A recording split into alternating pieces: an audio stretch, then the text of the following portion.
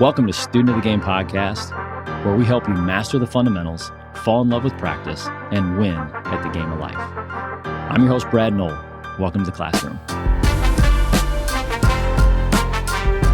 Welcome back to another episode of Student of the Game. We're knocking the rust off a little bit, and if I can be vulnerable and just say, I've had a lot going on and kind of got off the saddle a little bit, and my buddy, Michael Yoder, my podcast coach, my guru, Truthwork Media, he said, hey, let's just have a conversation and record it. We've been talking a lot about relationships winning. We've been talking a lot about making connections and networking. So, Michael, welcome to the show. You know, it's great to be back again, Brad. I should know this. Am I your first returning guest? Probably second or third, I think. Okay. I think third. Okay. I'm going to say third.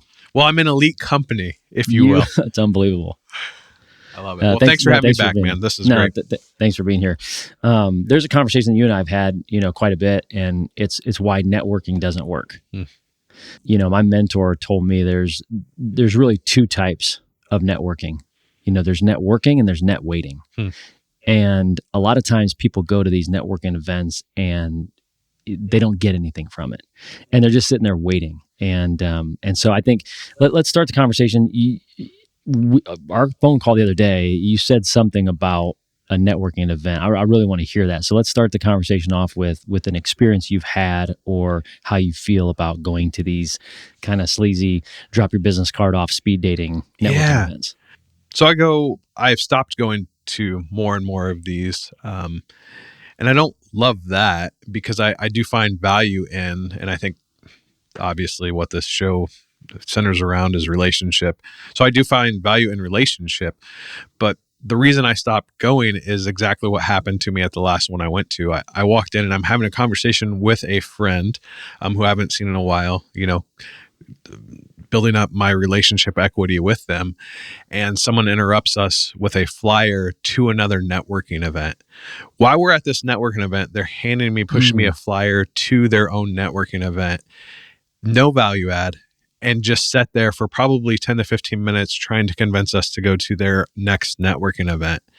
And then proceeded to just kind of awkwardly stand there. And there's just something in me that I was like, this is why I don't want to come to these things. And it's such a catch-22, right? Because there's nothing wrong with that person hustling. And I love that for them. And I think you need to be out there hustling, but there's that dichotomy, right? Of we're hustling, but also like, this is authentic. And like, it's such a fine like line to thread to me is like, how can you be authentic in your approach and also at the same time go about getting what you're trying to get? First of all, I don't know anybody who would let that fly in terms of thinking that that's normal, right? I mean, everybody would if you're just a nice person, you'd let that fly because you're like, hey, this person's hustling. I get it. But our last pod, we talked about the relationships win framework. And we believe that if somebody connects with you in order to get something, that is transactional. And in our world, I mean, we do transactions. Like that's our world. We don't get paid until there's a transaction. But I think where most people miss is they think that they need to go set out in order to get the transaction. Whereas if I can convince you right now, change your mindset, it's about connecting with people. It's about building relationships with people. You never know where this is going to go. I talk on this podcast all the time. Like, I've gotten tickets to sporting events because I thought there was a relationship I was trying to make to go sell a home, and it ended up into a friendship, and I never ended up working with these people. And I got some sports tickets from it. Like, you just never know how these relationships are going to win. So let's back up just a little bit. So I went and I kind of nerded out a little bit, and I said, okay, let's define, what does connect mean? Well, it's Latin, but it means to bind together or join. To bind together or join. Homeboy wasn't connecting with you. He wasn't trying to join or bind together. He was like, hey, come to my event, right? He was being transactional, and that's okay. I think what I want to do with you is talk to you in a way that the listener would needs to hear this also. Yeah. I don't think you need to stop going to these events. Like the event didn't do that to you. Sure. Right? It was the person that did that. And if you go to more events that there are more people like that want to be transactional, come to my event. Well, no, let's just have a conversation right here. Yeah. This is how I know it wasn't effective. I don't remember their name. I don't know what you did for a living. I don't know if they have a family. I don't know anything about them. All I know is they tried to push a flyer on me. Yeah. So my question then to you, Brad, is like, how do you go into these places seeking out those authentic relationships, knowing that's not what's going to be happening? Because you host these events, like you personally, right? You host these. I see all the time. You're having networking events. You don't brand them as such per se, but how do you go about handling those? Yeah, no, it's I like being asked questions on my own podcast. Sorry, this is a problem with me. I'll immediately go into interview mode. This is great. We're going to go off script a little bit today, but we just got done hosting a business mixer. Yep. Okay, so we call it a business mixer, and we like to mix it up, right? Like nobody's coming to this event to hear me speak. I'm not giving a presentation. We really want to kind of turn the networking on its head a little bit. And the very first question we ask people, even before they show up, is, "Who are you looking to meet?" I think it's one of the best questions that you can have at an event. Like, who are you looking to meet? So I'll go first. I'm looking to meet people who are going through lifestyle changes or transitions in their life who need to make a housing change. Right? You think about some of those transitions. Like, I'm out of college, I'm renting an apartment, and maybe I'm getting married, and so we need a home, or we're having babies and we need a bigger home, or the kids are leaving the house, we're empty nesting, we need a smaller home. Going through a divorce, we need to sell the home and maybe buy one or two others. Somebody passes away in the family, someone needs to sell the family home. All of these lifestyle transitions that people are going through is the reason why people move. And so if I ask you, Michael, who are you looking to meet? You're not going to say, you're not looking to meet somebody who wants to buy a home. Mm-hmm. Right? You're looking for people who want to create content, yep, who want to build podcasts, who want to get their voice out, tell stories. Yep. Like you want to meet a different person. And there's a good chance I may know somebody who you want to meet. But if I just come up to you and I just say, "Hey, do you want to buy a home?" Like, no, no, nobody wants to buy. Like, nobody wants to move. Like, moving is not that fun. The reason in which people need to do it, if I can get to the root of the reason why people do the thing that allows me to step in and solve a problem for them, now there's an introduction that can happen. But we can't even get to that level if we don't have a conversation. And we can't even get to a conversation if we don't connect. And so that's why we built the Relationships Win framework. So not to keep going down this rabbit hole, but the question was, we just had an event and we invited people to come and mix it up. And we challenged them to show up with identifying who they want to meet. And I'll tell you this is crazy. So we had 140 RSVPs. Okay, I'm gonna give you some perspective. The year before was the best attended year we've ever had, and there was 85. Wow. Okay, we had 140 RSVPs. The morning of, we had the worst ice storm we've had in any year that I can remember. I remember it. Okay. So worst ice storm. School wasn't even delayed; it was closed. All of these excuses. I mean, people fell in the parking lot, whatever. I mean, I don't think we have insurance for that. But the reality is, it was the worst weather possible. 110 people showed up. That's incredible, man. And I told my team, we kind of got to this point where it's like, should we cancel the event? Should we keep it going? And I just said, listen. And it was Lindsay that kind of gave me this advice last minute. And she's like, listen, there's a lot of people that have to go to work tomorrow, no matter what the weather is. There's people that like the nurses and doctors have to go to work.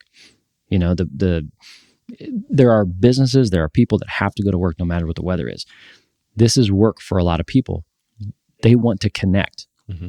And what we found was people want to build relationships in the worst way possible right now. They're tired of being told that they can post on social media and they get business. They're tired of saying that they can buy this ad or sponsor or boost this post or send this postcard. All conversion happens through conversation. All conversation happens because of connections. What we did is we just provided an outlet for people to connect and to have conversations.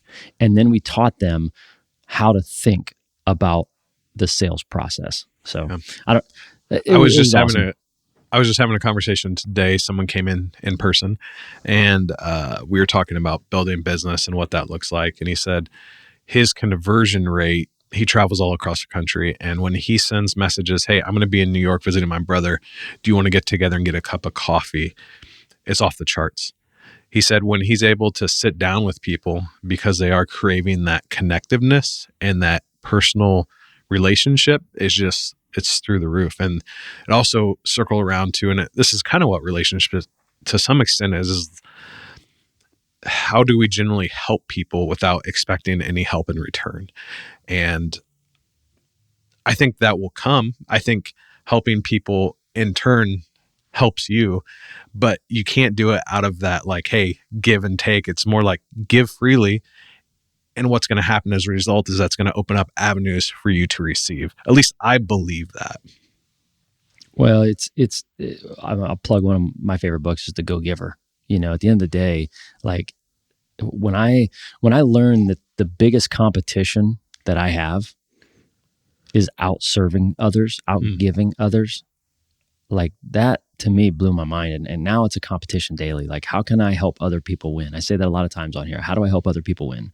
And it takes a long time. I mean, it took me, honestly, if I'm 23 years into this now, it probably took me 16, 17 years to really like be okay with that. Like to go to bed at night saying I made a difference and not worried about the sales, not worried about the money, not worried about, you know, do I have to transfer money into my account to make payroll? Like all of the things that small business owners do.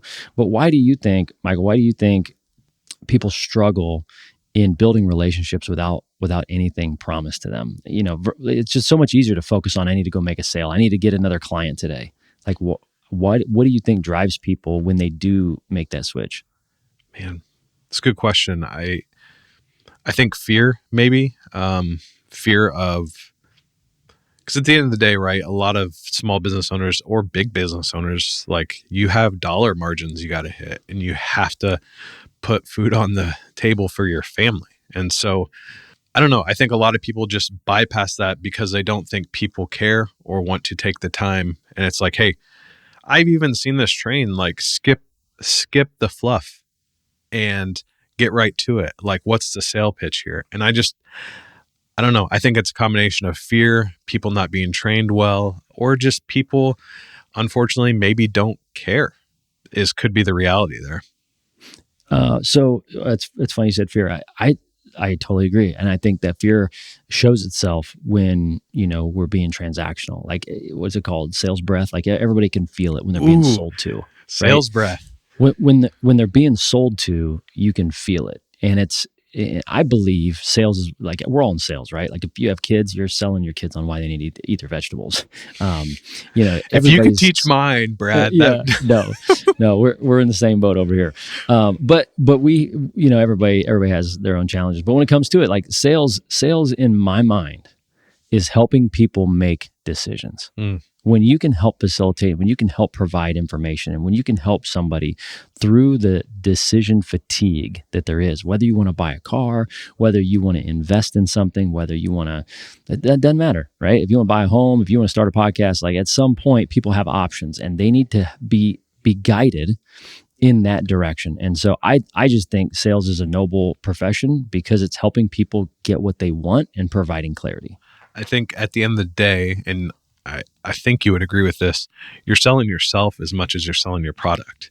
And so like, if you're not a good, I don't want to say good person, but if you're not helping, if you're not truly helping as a person, no one gives it. There's 1,000 realtors in Fort Wayne. I'm probably exaggerating, but there's probably close. 1,500. Wow. Exactly. That's my point. There's 1,500. You can go to any number of them. People are going to go to you because they know you care. The old adage, people don't care how much you know until they know how much you care. I think it's sales 101. And it's that fine line of you don't want to manipulate. You don't want to care just so you can get something, but you have to figure out, how can I see the person as a human? All right. So in about 45 seconds when I'm done here, based on what you just said and what I'm about to say, nobody needs to listen anymore to the podcast because this is the mic drop. At the end of the day, it's all about building trust. People do business with people that they trust. And I think a lot of times in business right now, small businesses especially, are out there trying to create this brand, right? We always hear these brands, like I want to create this brand, an influential brand.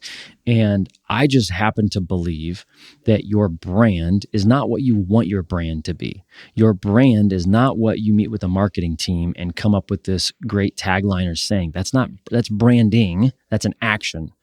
Your brand is the emotional connection you have with your clients and the people inside your database.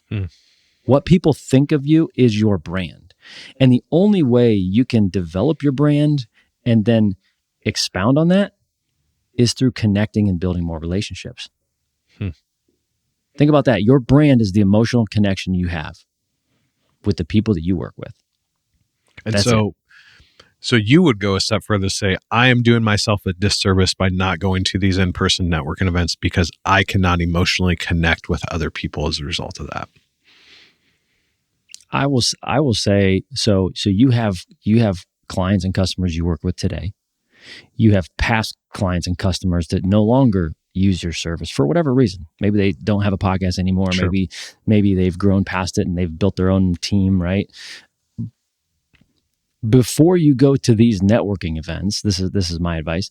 Before you even think about going to these networking events to make more connections, to build your brand with people who don't know you yet, go back and invest in the people who do know you. You know, that podcaster that now has its own team, they don't have a big enough team where they're taking on their buddy who wants to start podcasting. There's introductions that can still happen with people that aren't working with you anymore. And so, you know, I think, let me go back and help the listeners here. So on my team, one of the things that we say is like, if you want to join our team, you have to have 250 people in your database. You have to know 250 people. If you don't know 250 people, then I really can't help you with this relationships win framework because we just don't know enough people, right? So to your point is, if you're just starting off in business, yeah, you're going to need to go to a lot of these things, and you're going to need to start like compiling names and put them in a database and then follow up with them and see how they're doing and see how you can help. And that's that connection and then having conversations. So at the entry level, you gotta grow your sphere. You gotta grow your network, and at your level or my level, Michael, I think the conversation is, depending on how big or how broad your database is, you got to focus on that. You know, that's the people who already know, like, and trust you. And so the more you connect with them, the more you're building trust, the more you're staying on top of their mind, the more introductions that are going to come. Absolutely. Yeah, that makes sense. So we did this napkin. I got to show you this napkin real quick. So here's a napkin. All right. You draw that yourself? I did, actually. Yeah, thanks. That's nice, man. Well, I said thanks before you even said it's nice. Yeah, you draw that yourself. Oh, thanks, man. Yeah, thanks. Yeah, you could have said it looked like your kids or something. Yeah, it was a mosquito dipped his butt in ink and crawled across a napkin. Here's what we did. This is actually a really good story. So, I go to lunch with a buddy of mine, and I'm processing this relationships win framework. He's a sales guy. You know, we're having some sushi, having a good time, and so I'm just like, hey, can I try something on you? And he's like, yeah, sure. So I took the napkin out and I drew a baseball diamond, and I drew the relationships win framework. And I won't talk about the whole thing, but we just did on the podcast before. And I drew it. And at the end of it, he goes, we were getting up to leave, you know, we paid everything, and we're walking up, and he goes, hey, can I keep that napkin? I'm like, you gotta be kidding me. So I go back to our team and I'm like, you'll never guess what happened. And they say, well, that's where all great ideas start, is on a napkin. And all of a sudden I'm like, yes. So I went on my iPad and I drew this, and then we sent it to the print shop, and they actually put them on napkins, like these little cocktail napkins. Absolutely. And we handed those out at the mixer. And for those that hadn't listened to the previous podcast, and for those that weren't at the mixer, I will share a little bit. It's the relationships win framework. It's how to build relationships. It's how to sell something through building relationships. And the first half is just being a great human. You got to go make connections with people. That's first base. Second base is you got to go connect with people. And then the second base is you got to have conversations. And by doing that, that's just being a good human. And then by the time you get to the conversation level, what happens is if you're starting to display your character, they're going to trust you. You're building your brand, right, through work. And then eventually there's going to be an introduction. There's going to be a problem that you can solve through these conversations that people pick up on. If you're good at what you do, right? Like one of our mission is, we like to help people save time, reduce their stress, and help them keep as much money in their pocket as we possibly can. And so if somebody needs to move and that's exciting to them, you know, they want to reduce some stress and save some money, then great. We probably can solve that problem for them. And so then once we have these conversations and the introductions are made, then you got to be great at your craft. You got to serve people really well, and then the sale happens. But when you go from connections to home plate to make a sale, that's transactional. And so I think, you know, there's a faith component to this, right? And I'm not necessarily talking about, a religious Sure. component, but for me, it is. My faith tradition is, I have faith and hope that there's somebody bigger than me and I'm not him. And at the end of the day, I have to have the faith that the work that I'm doing, the service that I provide other people, will come back. I'm thinking like the farmer. I'm planting seeds. Every time I connect with somebody, I'm planting seeds. And you know what I'm not doing? I'm not clenching my fist with control of that seed is the one that's going to harvest. The wind and the rain are going to get some of those seeds. The birds are going to get some of those seeds. Not every single seed I plant is going to work out. I think the ironic thing is, and this is a little tangent, but the more I find that I try to clench and control, just the more stress and anxiety I get, because the reality is, Brad, we're out of control of some of that landing on a home plate, right? What we can control, I think, is first, second, maybe even third. Like, hey, we can control how we're interacting and how we are helping people. We can't control that home plate. Never.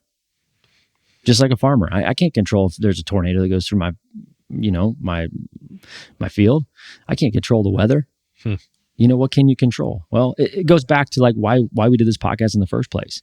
The whole theory behind Student of the Game is you got to master the fundamentals. And then we don't say fall in love with outcomes. We say fall in love with practice. Yeah. And the reason you have to fall in love with practice is because you're going to spend most of the time on that plateau. You're going to spend most of your time practicing. You're going to spend most of your time connecting and having conversations. If you don't love that, I mean, go to the factory. Yeah. Right? Like go do something that's mindless work. Nothing wrong with that. I mean, we all need manufacturing, but the reality is if people listening to this are small business owners or salespeople, they're people that have big goals, like that's the most important thing. Is fall in love with the practice, because that's where you stay. And then that's where you get to win in the game of life. I love it, man. Student of the Game is brought to you by Noll Team Real Estate. Our mission is to eradicate mediocre real estate transactions. On your largest financial purchase, you shouldn't have to deal with average. We do this by helping you save time, reduce your stress, and helping you keep as much money in your pocket as we can. You can help us out by introducing us to your friends or family who want to make confident real estate decisions, whether buying, selling, building, or investing. At Noll Team Real Estate, we are connected to a group of realtors who sell 1 in every 8 homes in North America.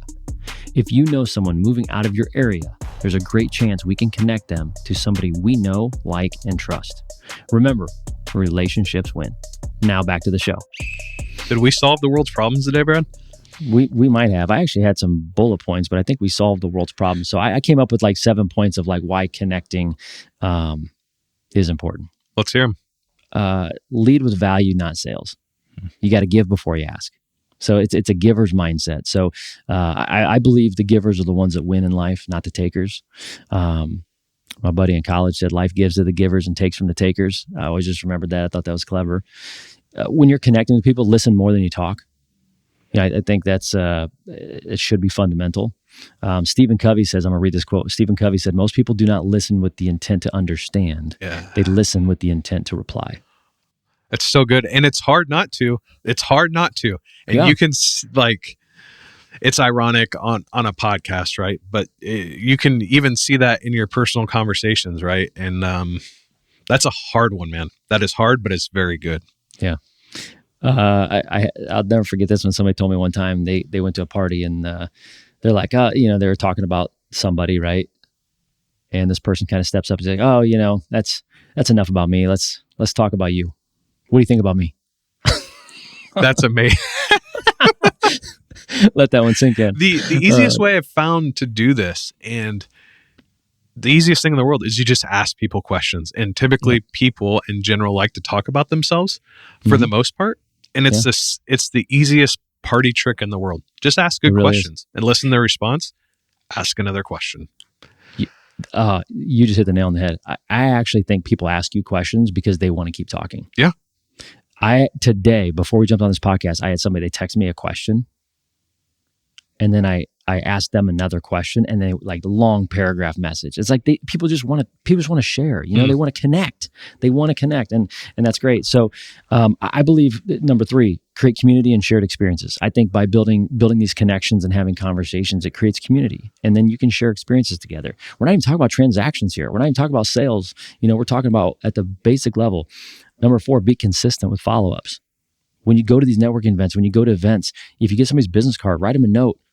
Ask if they can go to coffee. Like, hey, we're in a social setting where there's a lot of people here. We're probably not going to get a lot of time to talk about your family and your kids and what team you're cheering for, for March Madness. But let's hang out sometime. You follow up. Be consistent with that. Number 5, I think storytelling always builds emotional connections. And if you want to create this emotional connection, which is your brand, I think you have to use stories. You have to use stories of like, here's people that I helped. Michael, you can share the story of like, hey, there's this bum of a realtor, and he's got some experience, and people ask him all the time how he does it, and so he just started a podcast, and we've helped him with that. And he's not the most consistent person, but he gets on here, and people listen, and people really like it, and so let's just do more of that. So I think the storytelling and the consistency is really important. I mean, you're a man of faith, and you look at the best storyteller. One of the best storytellers in the world was Jesus, and look at what happened as a result of his stories. In fact, when he teaches, it's always in parable, because there's something that transcends our understanding when we speak in story. And it's by far the best way to connect with people. It's so good. Find shared interests beyond business. I think that's a given. I don't think people do business. When I started in real estate, there were realtors. This was 23, 24 years ago. People bragged about being number 1, and people wanted to work with the best. And I still think people want to work with those that are competent, but we talk about character and competence. People only work with people they trust right now. I was listening to a podcast the other day. It's like, the 5-star review is like the worst thing in the world. Like, give me a 4.5 star. Like, if my average could be 4.2 to 4.6 on my reviews, like, it actually looks real. If I had all 5-star reviews, it doesn't look real. So I think there's a lot of authenticity that's out there right now. It's a lot of, hey, I've got challenges. How can you help me with my challenges? It's rough because there's vulnerability in that, right? Like, you have to be willing to get dinged up a little bit. And I think that's hard. If you're afraid to fail, you'll never succeed. That's what I was told at a young age. And I still teach my kids that today. Don't be afraid to fail. So, and then I love this one. So we just talked about finding shared interests beyond business. Well, you got to like go to the next level of conversations. But number 7, be the connector for others. Be the connector for others. If you go to a networking event, your mind is trained like, okay, did I get 50 business cards? Did I get this? Did I do this? How do I look? How do I sound? Okay, I get everybody talks about your elevator pitch, right? Like, I got to get my elevator pitch down. And if you went to an event, okay, we'll leave you with this. If you go to your next networking event, don't bring any cards, but be a collector of other people's business cards. Ask them what they do. Ask them who they're looking to meet. And then take those cards and follow up. You will get a chance to share who you're looking to meet at coffee, at lunch, go golfing, go do something. But go with the heart to serve. Go with the posture to serve others. And I think you're going to be amazed at how well you connect with others. They're going to leave saying, man, that Michael Yoder, what a nice guy. I want more time with him.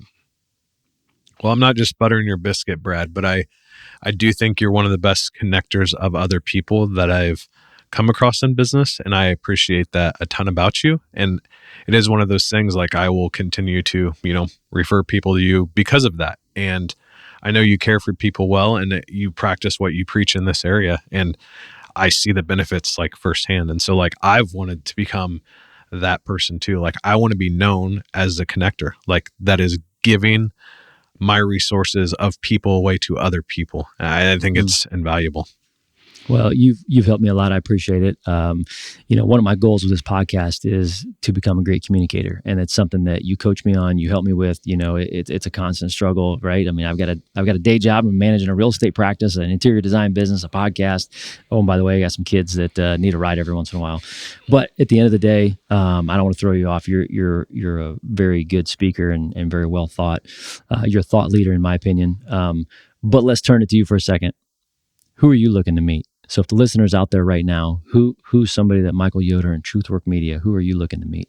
Yeah, thanks for asking, man. We want to meet. I personally want to meet business owners that want help making content via podcasting, audio, and video. People that have good stories to share, business insights, that are honestly owners of businesses. That's who we work with the most, and people that are willing to take a risk and get behind a microphone and share some insight and value to people. Because it's kind of a weird thing, but I believe in this. We want to help people share their story because that's going to help other people. Mm-hmm. And Brad, you getting on here and sharing insights hopefully is helping other people, and we get to help you do that. And so it's just this whole cycle of like, how can we help people provide value to provide value, and hopefully that provides value. So, man, I just want to meet people that have value to provide and then help them share that. That's awesome. Well, for those who don't remember or didn't hear Michael the first time around, we believe relationships win. And I think we have pictures in diapers together or something like that. Yeah. Our fathers were partners in a real estate business in Bern, Indiana. Shout out to Bern. But, if you're looking to get into a podcast situation, or you want to share some content, or you've got a business, hit me up. I'll get you connected, because we believe relationships win. At the end of the day, in the game of life, relationships win. I'm teaching my kids right now, go build relationships. Don't worry about the outcomes. Just go serve people, love on them, build relationships. And at the end of the day, you're going to win. So, Michael, thanks for being a guest. Volume 2. Can't wait to have you again. Thanks for all you do for my podcast. If you like this podcast, screenshot it, send it to somebody, give them Michael's name and number, or we can connect you. So thanks for listening, Michael. That's a wrap. Thanks, Brad. Appreciate you, man. Thanks for listening to Student of the Game podcast. Whatever game you are playing, I'm cheering for you. See you in the next class.